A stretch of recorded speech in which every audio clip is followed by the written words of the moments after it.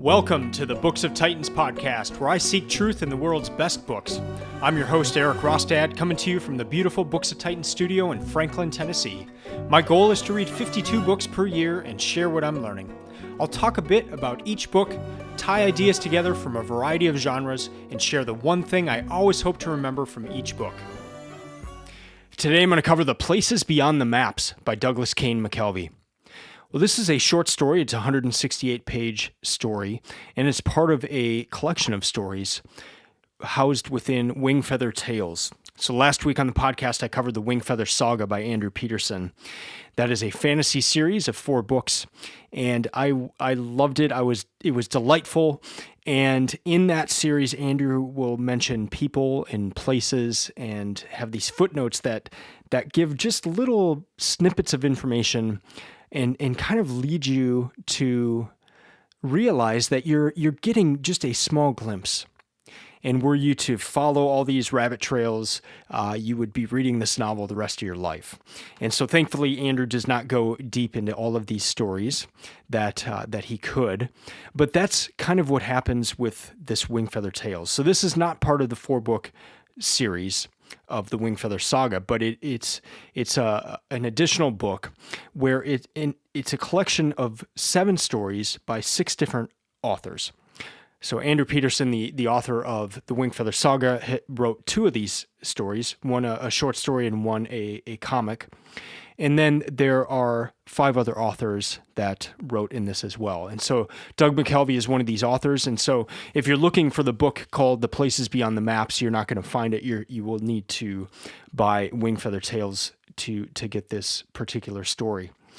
And I was not planning on covering this one at all. I covered the Wingfeather Saga and was just going to leave it at that and go on to the next book for my next episode. But I was blindsided in a way that I've never experienced with a book in terms of just the emotions it drew out of me. I've read a lot of great books, and I've gotten great lessons out of a lot of them. There have been other books that have changed my life, but I've never had a book reach into me so deeply and impact me. And I'm at the point where I need to just talk it through, and I'm hoping this episode is one of the ways I can do that. But have other people felt the same way about this story? I mean, it's one of those things where it's like you come across something so good, and something that just hits you at such a deep level that it's just I just want to tell everybody about this, and I was not expecting. And it's the last story of this book. I'm kind of already thinking ahead to the next book I'll be reading, and it just from the beginning, it just hit me hard. And so I want to talk through some of those things. So just basically, here's what the story's about. It's a devastating story. It's a story of pain and regret, and it's the story of a man who fails in the protection of his daughter. His daughter is taken right from under his roof. He's home. His wife is home. His wife is trying to prod this man, her husband, to do something, and he won't.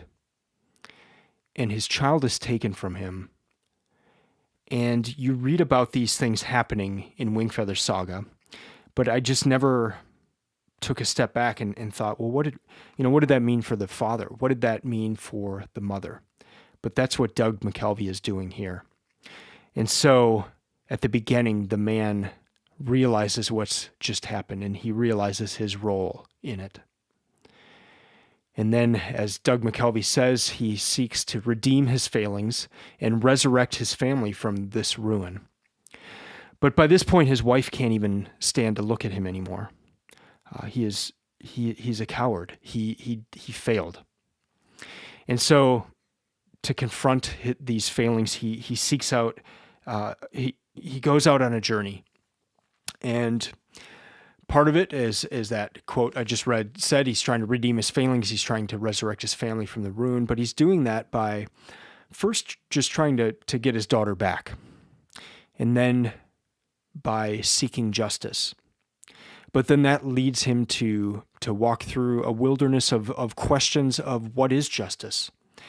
And it leads to anger at a maker that would allow this kind of injustice. And then it has further stages past that. I don't want to go too deep into it, just to not give any spoilers away. I hope you read this story. But I do want to highlight a few things that stuck out to me and some beautiful parts to this story, and perhaps get into a little of how and why this impacted me so much. So on a few different levels. So one level, just a lot of the books that I've read for this project, I over the span of those books, there are some ideas that just stand out. And they stand out across a variety of types of books. And they stand out, and I call them important ideas because I see them all over the place, and I see them in so many different areas. And so when I come across these ideas in a book, I'm just thinking, yeah. I mean, I see this all over the place, yes. But they were just written about so well in this particular story so that was just one side of it. Like, yes, you nailed this. Yes, these are some important ideas. But you just nailed this. Like you wrote about it so brilliantly. So that was one side of it. Another side is just regret. The regret that this man has, in looking at regret in my own life, looking at times when I did not have courage. So that was another level. Another level, just the father-daughter. I have two daughters, so just thinking about a daughter being taken, a child being taken, and the devastation, and then knowing that you didn't do all that you could have done. Another deep level to this story. And then there's other levels, and again, I'm holding a lot back here just because I don't want to give away any spoilers. So let me get into some of these lessons and things that I came across in this book that really stuck out. And the first one is just this idea that I saw come up in the Gulag Archipelago by Solzhenitsyn. And this is one of my top 10 books for the entire project, the Gulag Archipelago. And there were a lot of ideas that stuck out in that book. But there was one in particular. He asked the question, what do you do to make yourself stronger in the Gulag or the prison camp? How can you survive that? And he makes this statement: from the moment you go to prison, you must put your cozy past firmly behind you. At the very threshold, you must say to yourself, my life is over. A little early to be sure, but there's nothing to be done about it. I shall never return to freedom. I am condemned to die, now or a little later. I no longer have any property whatsoever. For me, those I love have died, and for them, I have died. Only my spirit and my conscience remain precious and important to me. End quote. And that's Solzhenitsyn, and yeah, that's pretty rough. But he says, in order to survive, you've got to forget your former life. You're not going back to that. And I want to read a section now from The Places Beyond the Maps, where there's a very similar idea. Only in giving up any hope of preserving this life could a man have seen his way clear to act. It was hope itself that had betrayed him, hope that had made him weak. It was the very fear of losing his daughter that had ensured her loss, end quote. So only in giving up any hope of preserving this life could a man have seen his way clear to act. I immediately thought of that Solzhenitsyn quote in that. And had the father kept trying to pine back for this time with his daughter, that would have destroyed him. Things had changed. His daughter was gone. He had to realize that and move on from there. And it's a harsh reality, but just a connection and just something that had stuck out so strongly when I read the Gulag Archipelago that it stuck out here as well. Next thing, if you've listened to this podcast at all, I talk about this all the time, and it's the idea of daily choices and daily habits. Just what do we do? What do we do on a daily basis? But further to that, what do we do when no one's looking? What do we do with the seemingly insignificant choices we make on a daily basis, oftentimes that are either inside of us to where nobody can see them, or when we're alone, when no one knows if we've done one thing or another? What are the choices we're making in those situations? And just the reason it comes up over and over in the books that I read is because these are the things that define your life. And you're not all of a sudden going to become the hero in a really tragic or difficult circumstance if you have not been the hero in these small daily decisions. And you see this so poignantly and tragically in this book. And so let me just share this. This is on page 202. Even then, he had no fight in him. For a man with a home and family, there was simply too much to lose, and so he did not resist in the small ways that a man might. And in time, the accumulation of such daily choices of acquiescence hardened into a kind of moral muscle memory, such that resistance was no longer even a possible option. For almost 9 years, the man had been rehearsing his surrender. End quote. I don't know how much better anyone could ever say that.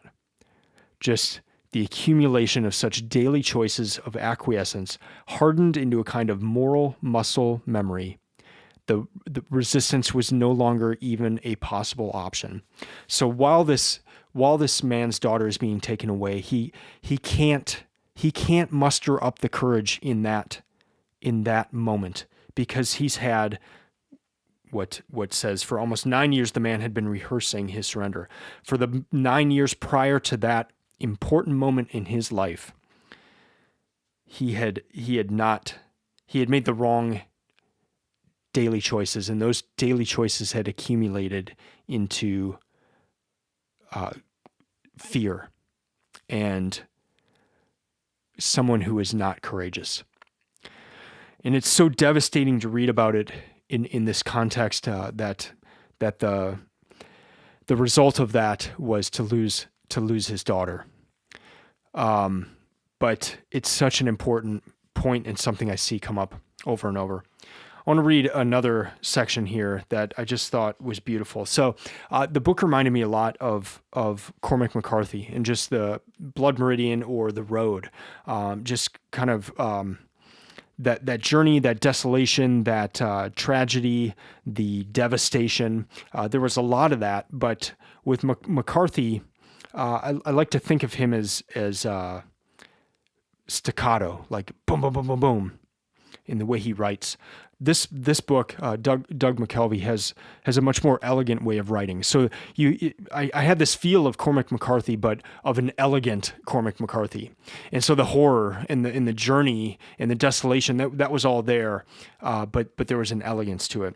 And I just thought this particular few sentences here were very beautiful. So here we go. Deprived of comfort and nourishment and community in this sudden, desolate exile, the man's thoughts waxed dark, and he buffed them darker still with a polish of his own coddled bitterness, until all things were clouded by a thickening veil that descended between the man and his own perceptions. It was a sort of madness in which he soon came to see all past joys and sufferings as meaningless, all past hope and circumstance as either haphazard or cruel. It was a madness that did not begin in the mind, but in the soul and the heart, and only worked outward to the mind and body afterward. End quote. Just throughout, it's writing like that, and so not only is it a good story, it's just the language, the writing is just, it's beautiful. I think the final thing that really stuck out to me was just how well this tied in with the Wingfeather saga. Now, remember, this is by a different author than who wrote the Wingfeather saga, but Doug McKelvey took that whole story, he took aspects of it, he took parts of it, he took ideas from that world and wove them together into this just incredible story. And so there's the question, can I just read this story itself without having read the Wingfeather Saga? And yes, you could, and you would recognize common themes, and you would recognize the regret of the father. You would recognize seeking retribution. You would recognize the father-daughter relationship. You would understand the pain to some degree of losing your child, of having a marriage fall apart because of that loss, and a wife not even able to look at her husband because of that lack of courage. You would understand a lot of these ideas, but it is so much more precious and so much more beautiful to have read the Wingfeather Saga right before this, and then just to see how all these pieces come together. So I hope you will read this. I'm actually just very intrigued right now, and I just want to know if other people had the same experience that I did with this story, because it hit me on a very deep level. So please let me know if you have read this. I would love to hear from you, and I hope you get into the Wingfeather Saga world. It's a world I didn't want to leave, and then just to have it all tied up at the end with this tale by Doug McKelvey was a real treat.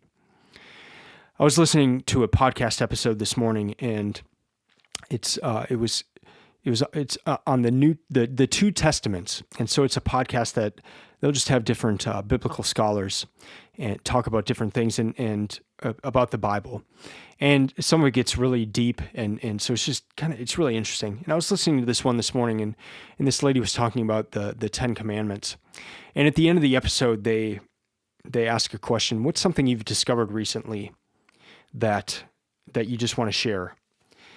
And so this woman replied, well, during COVID, my family, we were doing these huge puzzles, and we just needed music to put on. So we turned on YouTube, and somehow a song started playing by Andrew Peterson.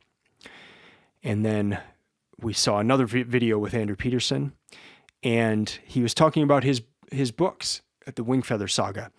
And so this family ordered this series, and then she read through it. And she said she thinks this will outlast Narnia. And that was such a startling thing to hear. I was in the car this morning listening to that, and I just stopped the episode and I said, wow, probably 5 times. Because I had a similar thought while reading the series, and it's almost sacrilegious to say it in a way, just with the influence of Narnia and even Andrew Peterson himself being so deeply influenced by the Narnia series. But there was something very special about the Wingfeather Saga. And I think she's onto something there. That this was so deep, and I'm 42 and I loved it. I have an 8-year-old daughter who has started reading it. I'm the business manager at a bookstore, and so I'm seeing kids come in all the time and wanting to read these. And then this woman who was on the podcast this morning, she said her 70-year-old mother had read through the series twice and was just amazed at the depth of it. Yes, all of that is true. And then to have it end with this story by Doug McKelvey, and even, I think, even tying the saga even closer was something really special. So I hope you give it a try, and please let me know if you read this final story from Wingfeather Tales. I would love to hear if you had a similar experience that I did. It was beautiful. It was devastating. I mean, a lot of the first parts I just kept writing devastating in the margin, and just to think about this man's life and what he had gone through, and then for him to know that so much of what was happening was because of him, because of his choices. Oh man, it was good. That's going to do it for this episode. Thank you for listening. I'd love to hear from you, especially if you've read this story. You can email me at eric@booksoftitans.com. You can buy this book from Landmark Booksellers. That's where I'm a business manager. And if you use the coupon code Books of Titans, that'll give you 10% off of this book. That's the best way that you can support this podcast. You can follow Books of Titans on Instagram or Twitter. It's just at Books of Titans. And also I have a website, booksoftitans.com, that's just chock full of resources to help you find the best books and create your own reading list.